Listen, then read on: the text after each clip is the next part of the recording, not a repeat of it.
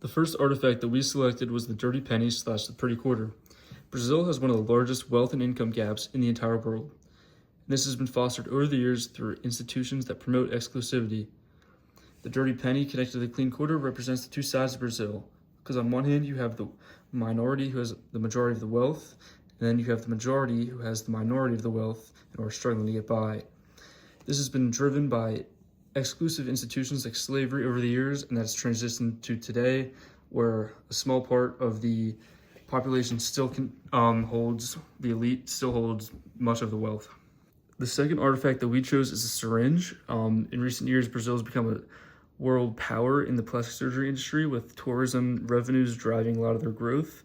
But while this growth has been great, it actually represents exclusivity.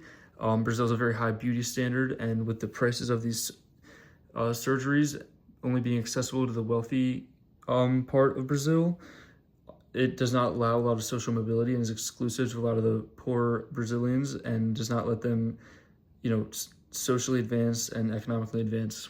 The third artifact that we chose is coffee. Far and away, Brazil is the largest producer of coffee in the world, and while the returns on coffee have been great, it has not been the most positive spot of Brazil's economy over the years.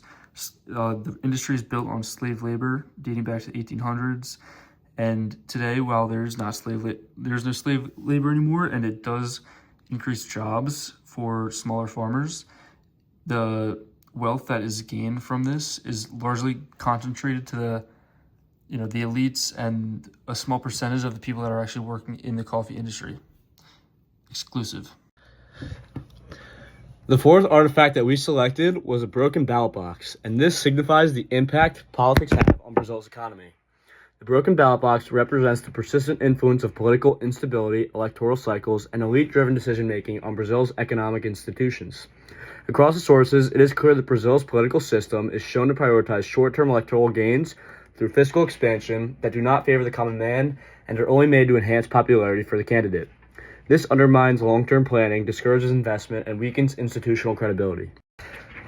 The fifth artifact that we selected was a padlock. The padlock signifies the high interest rates in Brazil. The prices are locked in place. They can't go lower, and it seems like they can only stay super high. This locks out large portions of the population from economic opportunity. Many sources emphasize that tight monetary policy, although it is made to control inflation, disproportionately harms small businesses, entrepreneurs, and lower-class people. This directly makes Brazil an extractive institution and clearly displays how in Brazil, the elites continue to rise and the common man is left behind.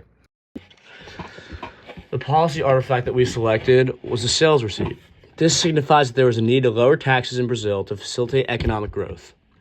The tax receipt as a policy artifact symbolizes Brazil's complex and inefficient tax system and highlights a critical area of institutional weakness that limits the country's economic potential. This artifact represents the need to lower and simplify taxes as the single most effective policy for transforming Brazil into a country of economic prosperity and growth. While Brazil possesses vast natural resources, a large domestic market, and strong agricultural and energy sectors, excessive taxing prevents these advantages from translating into broad-based growth. Brazil's tax system is widely recognized as one of the most complicated in the world, and upon researching it further, it is clear that it is disproportionately harming small businesses, entrepreneurs, and low-income households. According to Santander from a source in 2025, ongoing tax reforms aimed at simplifying goods and services are central to improving economic success and encouraging participation across the economy. High and fragmented taxes raise operating costs, discourage innovation and investment, and thus also reduce productivity for many people who need that extra edge to survive. It's bringing down the common man and hurting Brazil as a whole.